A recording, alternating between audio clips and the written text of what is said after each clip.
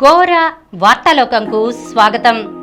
ఈనాటి ముఖ్యాంశాలు: విశాఖలో ఆయుధాల కలకలం, నిసార్ ఉపగ్రహ ప్రయోగం ఆలస్యం, ఏప్రిల్ నెలాఖరులో జరిగే అవకాశం, ఈ నెల 31న ఢిల్లీలో విపక్ష కూటమి మహార్యాలీ, మృతులకు నివాళిగా రష్యాలో సంతాప దినం, చైనా వాణిజ్య నౌకను వదలని హూతీలు, నైజీరియా కిడ్నాపర్ల చెర నుంచి 137 మంది చిన్నారులకు విముక్తి, సెల్ ఫోన్ ఛార్జింగ్ పెడుతుండగా చెలరేగిన మంటలు, యూపీలో 4 చిన్నారుల మృత్యువాత, ఉచిత విద్యకు దరఖాస్తు గడువు పెంపు, నీటి వినియోగంలో జాగ్రత్త వహించాలి, Gora science centre director Shri Niyantha, ఉత్కంఠ పోరులో ముంబైపై టైటాన్స్ విజయం, లక్నోపై రాజస్థాన్ గెలుపు, ఉసిరితో బోలెడన్ని ఆరోగ్య ప్రయోజనాలు. ఈరోజు వార్తలను చూద్దాం. విశాఖలో ఆయుధాల కలకలం.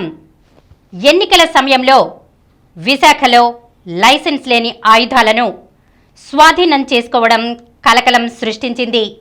దీనిపై జాయింట్ కమిషనర్ ఆఫ్ పోలీస్ షకీరప్ప వెల్లడించిన వివరాలు: గత ఏడాది మార్చి 15న విశాఖ శ్రీకృష్ణ ట్రావెల్స్లో జార్ఖండ్కు చెందిన కునాల్ శ్రీవాత్సవ అనే వ్యక్తి విశాఖ నుంచి బెంగళూరు వెళ్లడానికి బస్సు ఎక్కాడు.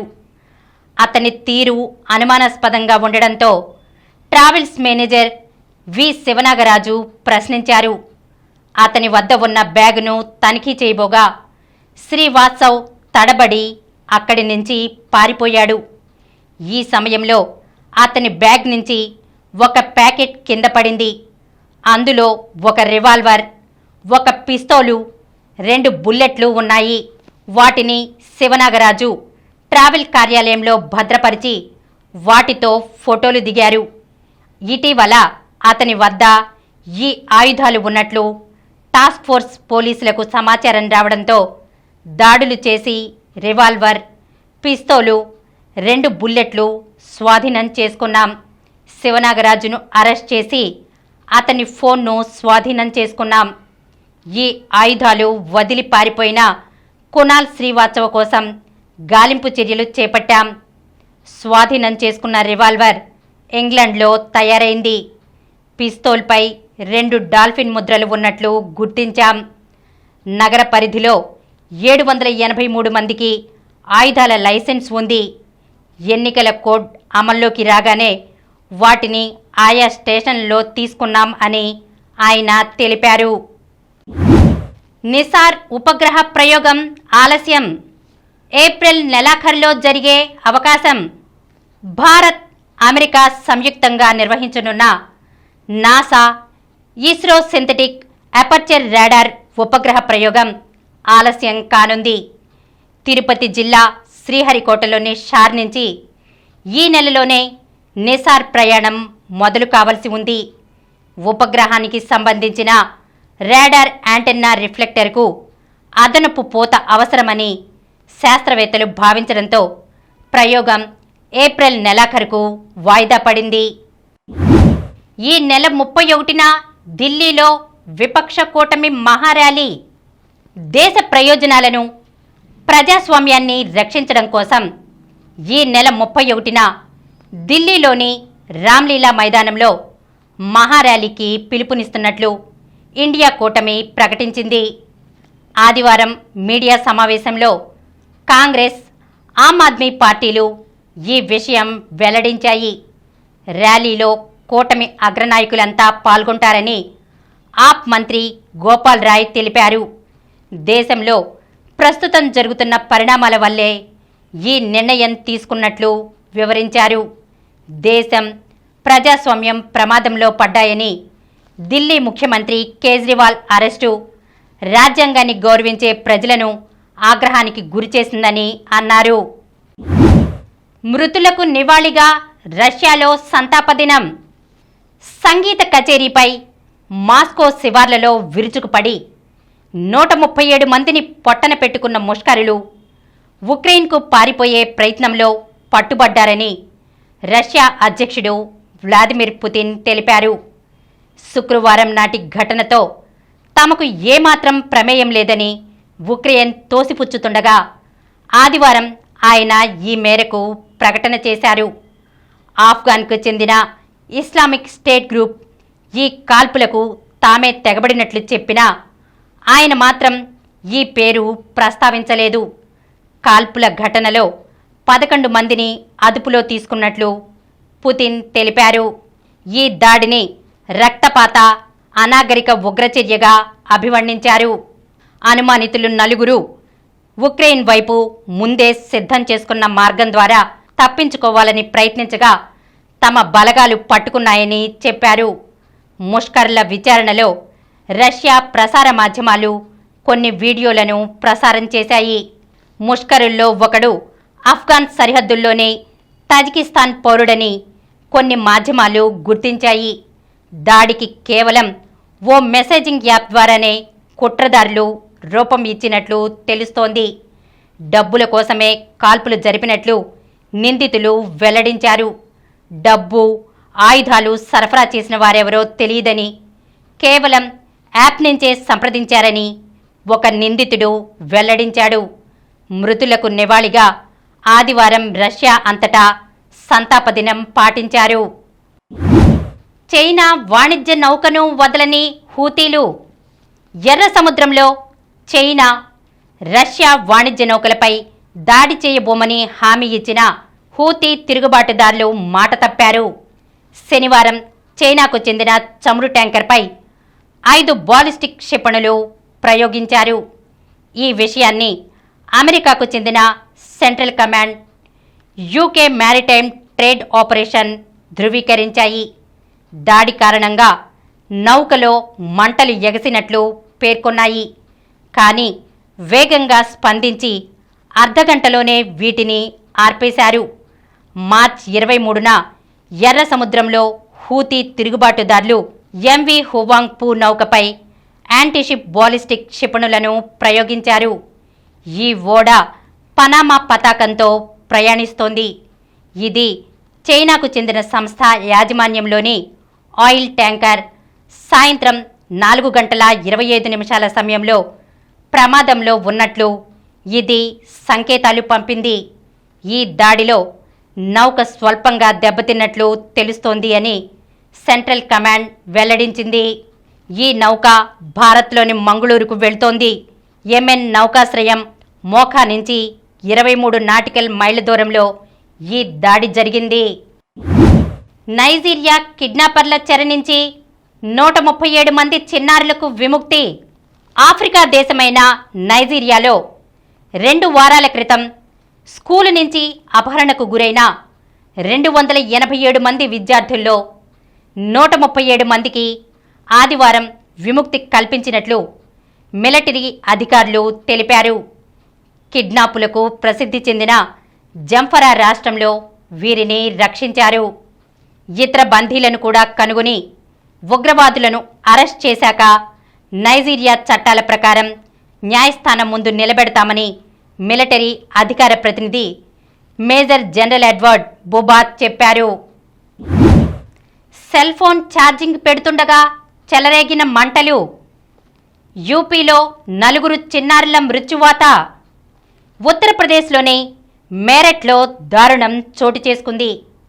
సెల్ ఫోన్ ఛార్జింగ్ పెడుతుండగా షార్ట్ సర్క్యూట్తో మంటలు చెలరేగి ఒకే కుటుంబానికి చెందిన 4 చిన్నారులు మృత్యువాత పడ్డారు. మేరట్లోని వల్లవపురం ప్రాంతానికి చెందిన జానీ బబితా దంపతులకు సారిక, నిహారిక, సంస్కార్, కలు అనే 4 సంతానం. శనివారం రాత్రి మొబైల్ ఫోన్కు ఛార్జింగ్ పెడుతుండగా షార్ట్ సర్క్యూట్ వల్ల మంటలు చెలరేగి బెడ్షీట్కు అంటుకున్నట్లు మృతి చెందిన చిన్నారుల తండ్రి జానీ తెలిపినట్లు పోలీసులు వెల్లడించారు. ఉచిత విద్యకు దరఖాస్తు గడువు పెంపు. రాష్ట్రంలోని ప్రైవేట్, అన్ఎయిడెడ్ పాఠశాలల్లో వచ్చే విద్యా సంవత్సరానికి విద్యా హక్కు చట్టం కింద దరఖాస్తు గడువును రాష్ట్ర ప్రభుత్వం పొడిగించింది. నిజానికి ఈ గడువు సోమవారంతో ముగుస్తుండగా విద్యాశాఖాధికారులు మార్చి 31 వరకు దరఖాస్తు చేసుకునేందుకు అవకాశం కల్పించారు. ప్రతికూల పరిస్థితుల్లోని పిల్లలైన అనాథలు, హెచ్ఐవి బాధితులు, విభిన్న ప్రతిభావంతులు, SC, ST, BC, minority, OC వర్గాల పిల్లలకు 1వ తరగతిలో ఉచిత ప్రవేశాలు కల్పించాలి. వీరికి విద్యా హక్కు చట్టం కింద ప్రైవేట్, అన్ఎయిడెడ్ స్కూళ్లలో 25% సీట్లు కేటాయించాలి. దీని ప్రకారం ఇప్పటి వరకు 49,208 మంది విద్యార్థులు రిజిస్ట్రేషన్ చేసుకోగా 38,150 మంది పాఠశాలలను ఎంపిక చేసుకున్నారు. విద్యార్థుల నివాసాలకు సమీపంలో ఉన్న IB, ICSE, CBSE state సిలబస్ను బోధిస్తున్న స్కూళ్లలోనూ పేద విద్యార్థులకు 1వ తరగతిలో 25% సీట్లు ఉచితంగా కేటాయించాలని సమగ్ర శిక్ష ఎస్పీడీ బి శ్రీనివాసరావు తెలిపారు. నీటి వినియోగంలో జాగ్రత్త వహించాలి. Gora science centre director Shri Niyantha. ప్రపంచవ్యాప్తంగా 220 కోట్ల జనాభాకి సరైన మంచినీటి సదుపాయం లేదని ఐక్యరాజ్య సమితి ఆందోళన వెలిబుచ్చిందని, కేవలం వర్షం ద్వారా మనకు లభించే నీటిని సద్వినియోగం చేసుకోవాలి అని ప్రపంచ నీటి దినోత్సవం సందర్భంగా నాస్తిక కేంద్రంలో శనివారం గోరా సైన్స్ సెంటర్ నిర్వహించిన కార్యక్రమంలో శ్రీ నియంత పేర్కొన్నారు.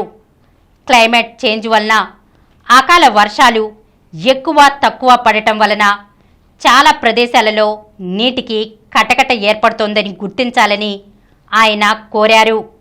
ఈ సంవత్సరం ఐక్యరాజ్య సమితి water for prosperity and peace అనే నినాదం ఇచ్చిందని, ఏదైనా నీటి వినియోగంపై శ్రద్ధ అవసరమని అందరూ గుర్తించాలని శ్రీ నియంత పేర్కొన్నారు. వ్యవసాయదారులు నీటి లభ్యత లేక పంటలు నాశనం అవుతున్నాయని ఆందోళన చేస్తున్నారని, ఇందుకు అందరూ నీటి వనరులను అభివృద్ధి చేయుటకు కృషి చేయాలని, కాలుష్య కారకాల నుంచి నీటిని కాపాడాలని కోరారు. ఈ సందర్భంగా విద్యార్థులకు నీటి ప్రాధాన్యత, తీసుకోవలసిన జాగ్రత్తలు అంశంపై డ్రాయింగ్ పోటీలు నిర్వహించారు. ఈ పోటీలో వివిధ కళాశాలలు, పాఠశాలకు చెందిన విద్యార్థులు 300కి పైగా పాల్గొన్నారు. ఈ సభలో doctor Maru, doctor Dimos Gora, Shri Krishnamohan, retired principal Dilip పాల్గొన్నారు. ఉత్కంఠ పోరులో ముంబైపై టైటాన్స్ విజయం. ఐపీఎల్ 17లో గుజరాత్ టైటాన్స్ బోణీ కొట్టింది. ఆదివారం ఆసక్తికరంగా సాగిన మ్యాచ్లో ఆ జట్టు 6 పరుగుల తేడాతో ముంబై ఇండియన్స్పై గెలిచింది. బుమ్రా అద్భుతంగా బౌలింగ్ చేయడంతో మొదట గుజరాత్ టైటాన్స్ 6 వికెట్లకు 168 పరుగులకు పరిమితమైంది. Sai Sudharsan top scorer. శుభ్మన్ గిల్ 22 బంతుల్లో 31 రాణించాడు. ఛేదనలో ముంబై 9 వికెట్లకు 162 పరుగులే చేయగలిగింది. రోహిత్ శర్మ 29 బంతుల్లో 43, బ్రైవిస్ 38 బంతుల్లో 46 రాణించడంతో ఓ దశలో గెలిచేలా కనిపించిన ముంబై అనూహ్యంగా దెబ్బతింది. అజ్మతుల్లా, మోహిత్ శర్మ, స్పెన్సర్ జాన్సన్, ఉమేష్ ఆ జట్టుకు కళ్ళెం వేశారు. లక్నోపై రాజస్థాన్ గెలుపు. ఐపీఎల్లో రాజస్థాన్ రాయల్స్ బోణీ కొట్టింది. ఆదివారం ఆ జట్టు 20 పరుగుల తేడాతో లక్నోను ఓడించింది. మొదట రాజస్థాన్ 4 వికెట్లకు 193 పరుగులు స్కోరు చేసింది. Man of the match Sanju Samson 52 బంతుల్లో 82 నాటౌట్ సత్తా చాటాడు. రియాన్ పరాగ్ 29 బంతుల్లో 43 కూడా రాణించాడు. ఛేదనలో లక్నో 20 ఓవర్లలో 6 వికెట్లకు 173 పరుగులకు పరిమితమైంది. పోరన్ 41 బంతుల్లో 64 నాటౌట్. కేఎల్ రాహుల్ 44 బంతుల్లో 58 పోరాటం ఫలితాన్ని ఇవ్వలేదు. బౌల్ట్, సందీప్ శర్మ, చాహల్, రాజస్థాన్ విజయంలో కీలక పాత్ర పోషించారు. ఉసిరితో బోలెడన్ని ఆరోగ్య ప్రయోజనాలు. ఆమ్ల ఆకులు, కాయలు, పండ్లు, పూలపై విశేషంగా జరిపిన పరిశోధన వల్ల అనేక విషయాలు బయటపడ్డాయి.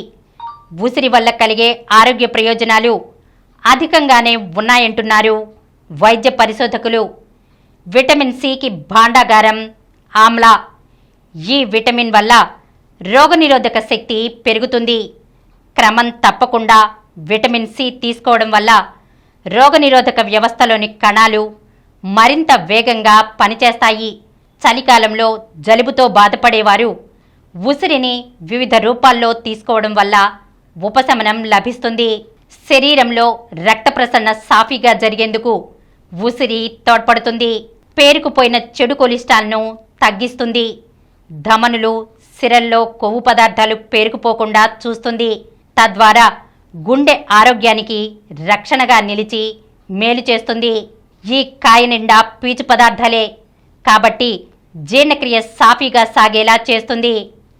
రక్తంలో గ్లూకోజ్ స్థాయిలను నియంత్రించే ఎలగిటానిన్స్ అనే విశిష్టమైన సమ్మేళనాలు ఉసిరికాయలో మెండుగా ఉన్నాయి. కాబట్టి మధుమేహం చికిత్సలో ఉసిరిని వినియోగిస్తారు. ఇప్పుడు కొన్ని సంక్షిప్త వార్తలను చూద్దాం. ఓటర్ కార్డు లేకున్నా ఓటు వేయొచ్చు.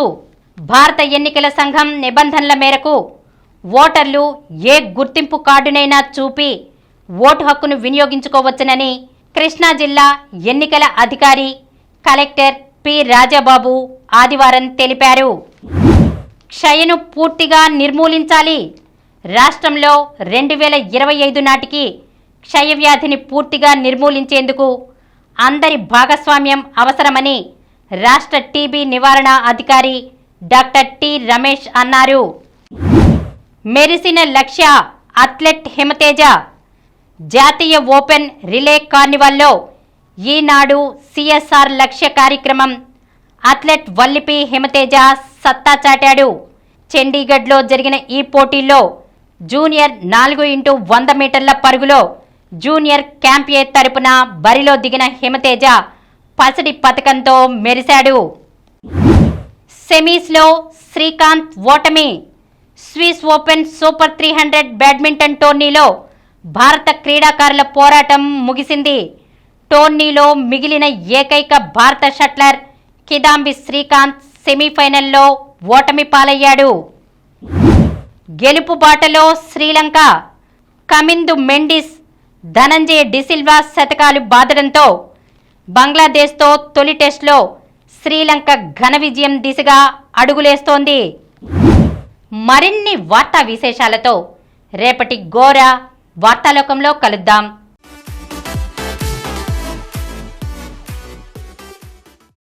ప్రతిరోజు వార్తా విశేషాల కోసం అనతి కాలంలోనే 20 కోట్ల వ్యూస్ సాధించిన డాక్టర్ సమరం మల్టీ ఛానల్ నెట్వర్క్ సమర్పించు గోరా వార్తాలోకంకు సబ్స్క్రైబ్ చేయండి, లైక్ చేయండి, మీ ఫ్రెండ్స్కి షేర్ చేయండి.